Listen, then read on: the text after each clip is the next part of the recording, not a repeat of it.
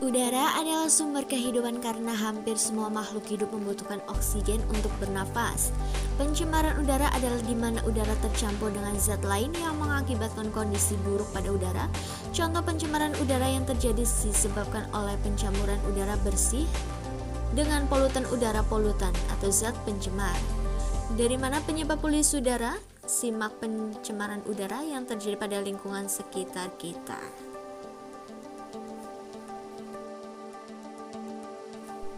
Ya, yang pertama adalah polusi udara saat kendara bermotor. Penyebab polusi udara yang pertama, asap kendaraan bermotor. Contoh pencemaran lingkungan ini tanpa kita sadari telah diam-diam membunuh mati hidup secara perlahan.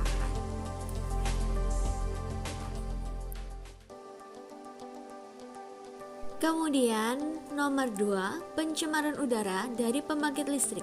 Contoh pencemaran udara tak hanya berasal dari asap kendaraan bermotor, polusi udara lainnya adalah pembangkit listrik yang menggunakan bahan bakar seperti batu bara, gas, dan minyak.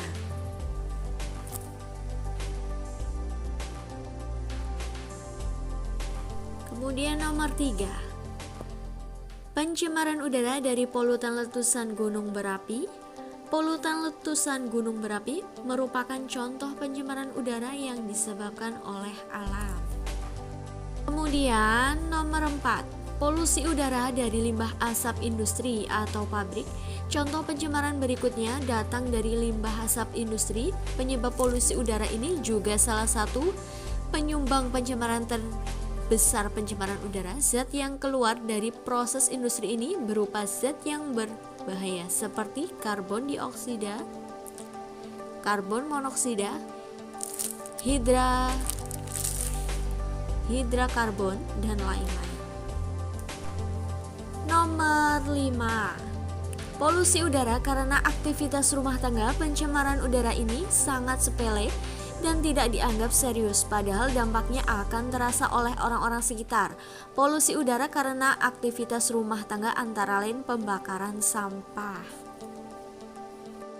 Jadi dapat kita simpulkan bahwa dampak pencemaran udara yaitu dapat mengganggu kegiatan sehari-hari sehingga mengancam kesehatan manusia. Berikut beberapa dampak pencemaran udara. Yang pertama, gangguan kesehatan makhluk hidup. Yang kedua, ekonomi menurun. Yang ketiga, gagal panen dalam sektor pertanian. 4, hujan asam. 5, kerusakan lapisan ozon. 6, efek rumah kaca.